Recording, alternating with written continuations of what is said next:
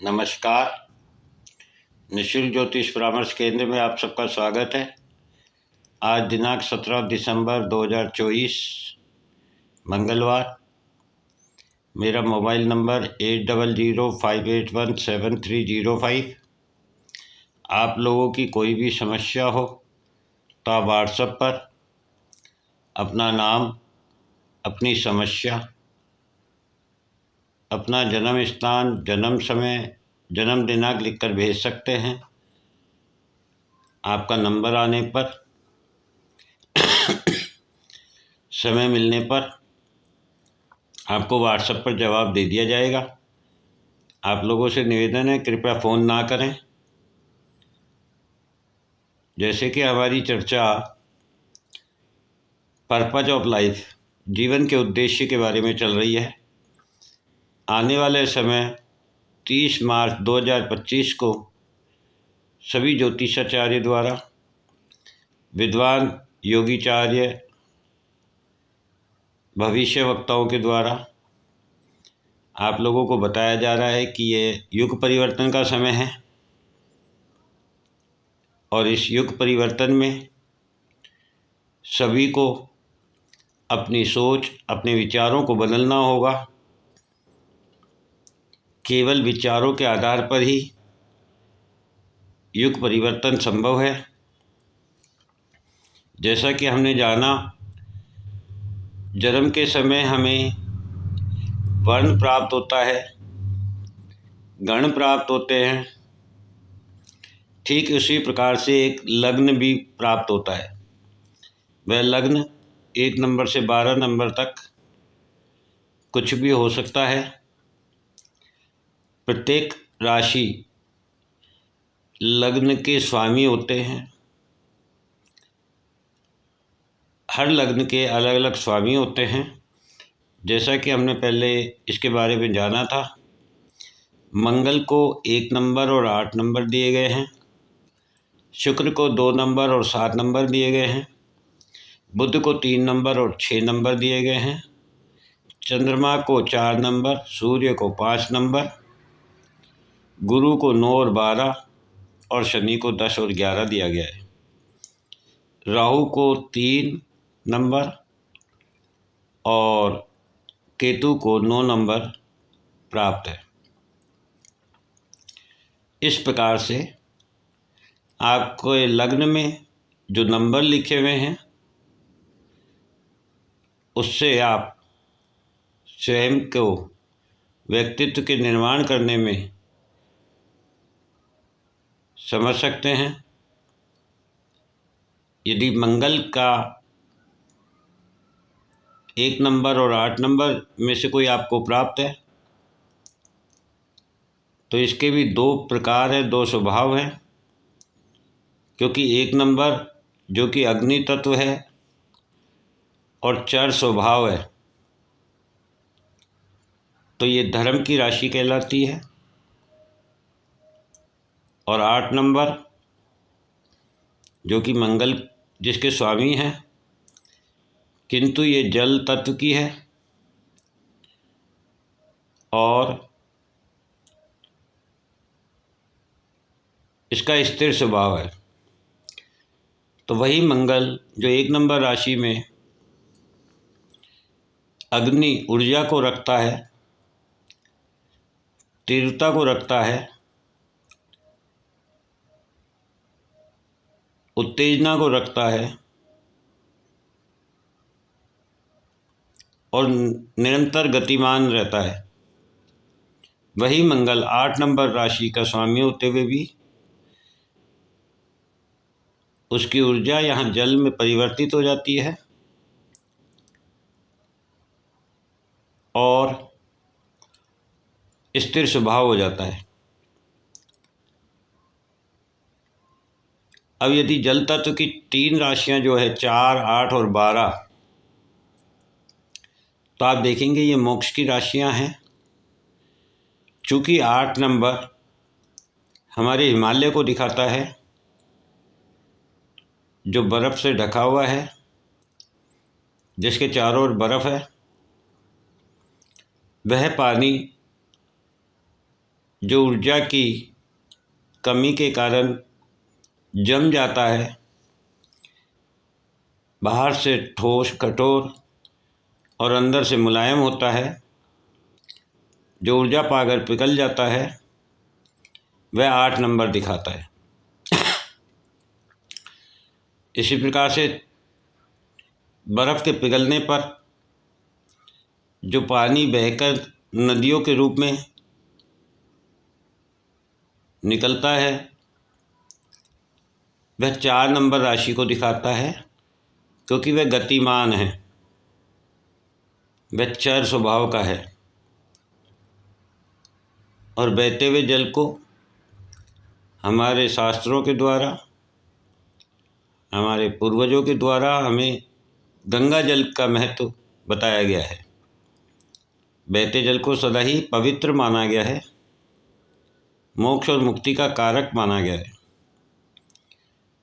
और वही जल 12 नंबर राशि में जाकर के एक अनंत सागर का रूप ले लेता है। एक ऐसा सागर जिसका पानी खारा होता है, लेकिन जिसमें पृथ्वी के समस्त अपव्यय या वह वस्तुएं जो व्यक्तियों के काम की नहीं है, वह जा कर के पृथ्वी के नीचे की अग्नि से तप करके और खनिज के रूप में वापस हम लोगों को प्राप्त होती है।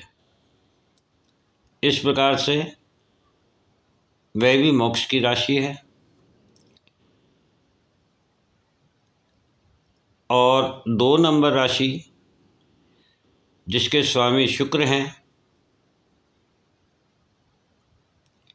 वह संग्रहण को दिखाती है, भय को दिखाती है। और 7 नंबर राशि जो कि शुक्र की है, जिसके स्वामी शुक्र हैं, वह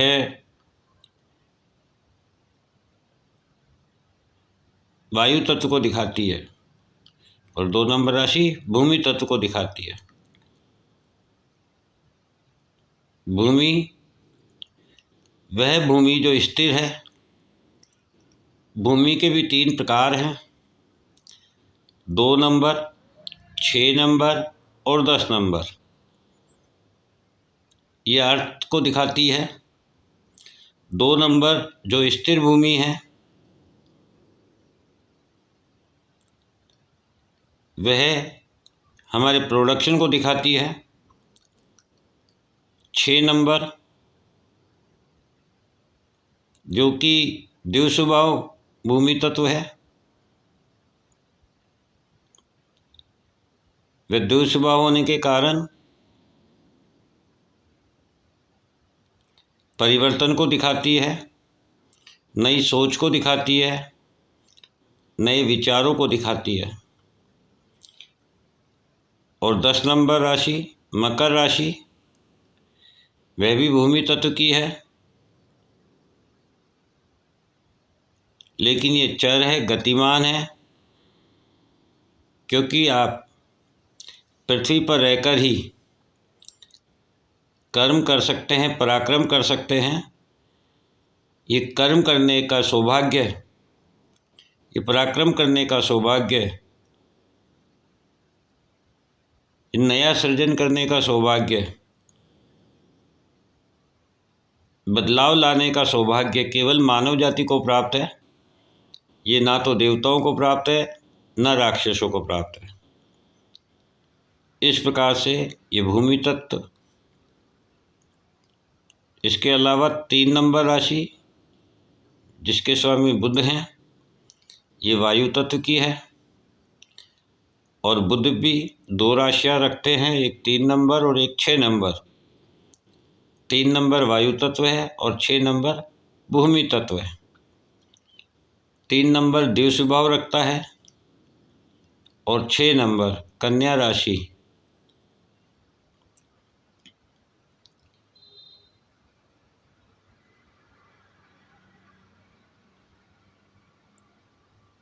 ये भी देव स्वभाव रखता है, लेकिन 3 नंबर में वायु तत्व है और 6 नंबर में भूमि तत्व है। 3 नंबर से बुध कम्युनिकेशन को दिखाते हैं, ये काम इच्छाओं की पूर्ति करता है,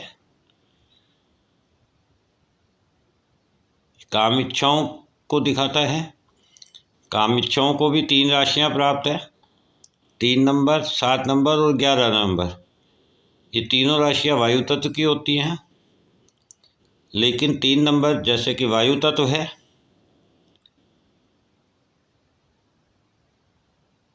लेकिन यह देव स्वभाव है। और 7 नंबर राशि जो कि वायु तत्व है, लेकिन वह चर स्वभाव है। और 11 नंबर राशि वह भी वायु तत्व है, वह भी काम इच्छाओं को दिखाती है, लेकिन वह स्थिर है। इस प्रकार से 4, 8, 12 का हमने पहले जिक्र कर लिया है। तो आपने देखा धर्म, अर्थ, काम, मोक्ष चारों को 3-3 राशियां प्राप्त है। हर तत्व का अलग अलग स्वभाव है, एक ही तत्व के भी कई स्वभाव हैं। तो आप अपने लग्न में मिले हुए नंबर से ये जान सकते हैं कि आपको अपने चरित्र का निर्माण किस ग्रह के द्वारा, किस स्वभाव के द्वारा, किस तत्व के द्वारा निर्मित करना है। और जन्म के समय मिले हुए वर्ण के अनुसार कर्म करके उस कर्म को भी अपने प्रवृत्ति को देखते हुए, गणों को देखते हुए करना है और अपने जीवन को संतुष्ट और मजबूत करना है, ताकि आने वाला समय हमारे लिए सहयोगी हो और हमारा ये जीवन सार्थक हो। इस प्रकार से आप अपने ग्रह के महत्व को, लग्न के महत्व को, लग्न के तत्व को, लग्न के स्वभाव को जान सकते हैं। फिर हमारी जो सोच है, जो विचार हैं, ये हमारे मन के द्वारा निर्मित होते हैं और मन के कारक ग्रह चंद्रमा हैं। तो जहाँ भी आपका चंद्रमा आपके लग्न कुंडली में बैठा हुआ है, वह आपकी चंद्र राशि होती है। उसी के अनुरूप हर व्यक्ति अपने जीवन का निर्वाह करता है। अतः हम कल चंद्र राशि के अनुसार अपनी कुंडली को अध्ययन करने का